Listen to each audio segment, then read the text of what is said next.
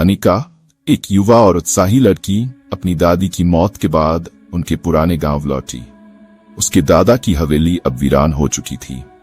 अनिका ने सोचा कि कुछ दिन गांव में रहकर वह खुद को सुकून दे सकेगी, लेकिन गांव वालों ने उसे चेताया था, हवेली में रात मत बिताना, वहां एक आत्मा का साया है। अनिका को इन बातों पर यकीन नहीं था। उसने हवेली में रहने का निश्चय किया। पहले दिन से ही उसे अजीब आवाजें सुनाई देने लगीं। हवेली के पुराने कमरों से किसी के चलने की आहट और कभी कभी रोने की धीमी आवाजें। एक रात अनिका को एक पुरानी अलमारी में एक डायरी मिली। उस पर धूल जमी थी, लेकिन जैसे ही उसने उसे छुआ, हवेली की हवा और ठंडी हो गई।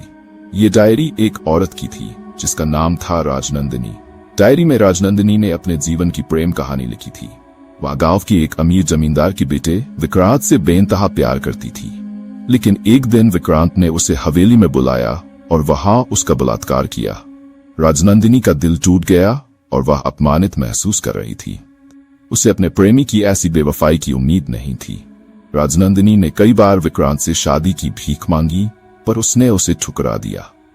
एक रात जब उसने विक्रांत से आखिरी बार मिलने की कोशिश की, तो उसकी हत्या कर दी गई और उसकी लाश हवेली के बगीचे में दफन कर दी गई।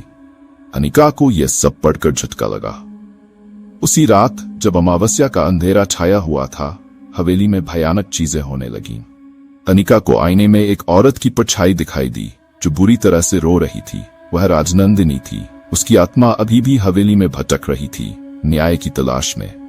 अनिका को धीरे धीरे समझ में आया कि उसकी दादी और राजनंदिनी की कहानी किसी तरह जुड़ी हुई थी।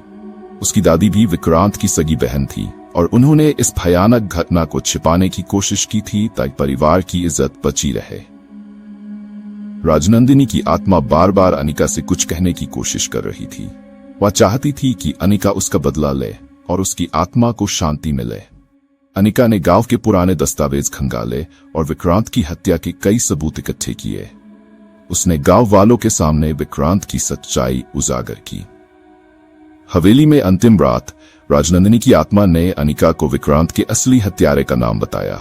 वह अनिका की ही मां थी, जिसने अपनी बेटी को इस त्रासदी से बचाने के लिए उसे मार डाला था।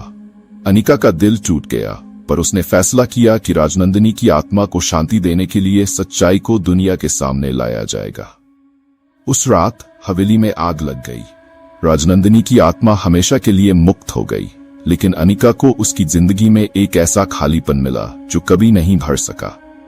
राजनंदिनी की आत्मा ने अनिका को यह समझाया कि उसकी मोहब्बत अधूरी रही और उसकी मौत के बाद भी उसे इंसाफ नहीं मिला। अब उसकी आत्मा को तो मुक्ति मिल गई थी, लेकिन अनिका के दिल में एक गहरा जख्म छोड़ गई जो कभी भर नहीं सकता था।